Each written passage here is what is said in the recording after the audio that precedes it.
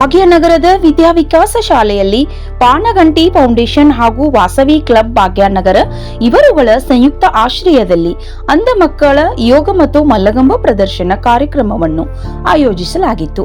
ಕಾರ್ಯಕ್ರಮವನ್ನ ಭಾಗ್ಯನಗರದ ಶಂಕರಾಚಾರ್ಯ ಮಠದ ಶಿವಪ್ರಕಾಶಾನಂದ ಸ್ವಾಮೀಜಿ ಉದ್ಘಾಟಿಸಿ, ಸಾಧನೆಗೆ ನ್ಯೂನತೆಗಳು ಅಡ್ಡಿಯಾಗುವುದಿಲ್ಲ, ಕಣ್ಣಿಲ್ಲದವರು ಅಂತರಾತ್ಮದಿಂದ ಸಮಾಜವನ್ನು ನೋಡುತ್ತಾರೆ, ಕಣ್ಣಿಲ್ಲದವರೇ ಛಲದೊಂದಿಗೆ ಬದುಕು ಕಟ್ಟಿಕೊಳ್ಳುವ ನಿಜವಾದ ಸ್ವಾವಲಂಬಿಗಳು, ಅವರ ಬದುಕು ಜೀವನ ಶೈಲಿ ಆದರ್ಶವಾಗಲಿ ಎಂದು ತಿಳಿಸಿದರು.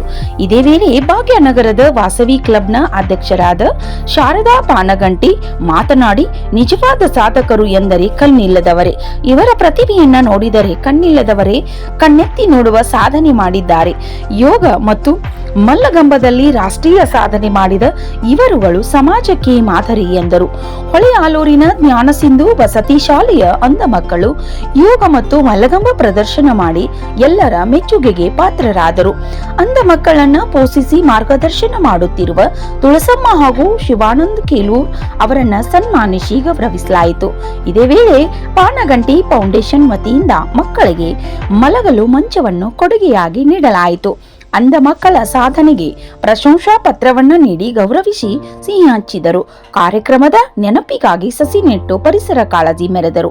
ಕಾರ್ಯಕ್ರಮದಲ್ಲಿ ಲಲಿತಾ ಕಬ್ಬೇರ್, ಸುಮಾ ಮಹೇಶ್, ಜಯಾ ಸೆಡ್ಮಿ, ಸಂಗೀತಾ, ವಿದ್ಯಾಲಕ್ಷ್ಮಿ ಮೇಘರಾಜ್, ರಚನಾ ಪಾನಗಂಟಿ, ವೈಷ್ಣವಿ, ಪ್ರಿಯದರ್ಶಿನಿ, ಪೂಜಾ, ವಾದಿರಾಜ್ ದೇಸಾಯಿ, ಬಸವರಾಜ್, ನಿರ್ಮಲಾ ಪಾಟೀಲ್ ಮತ್ತಿತರರು ಉಪಸ್ಥಿತರಿದ್ದರು.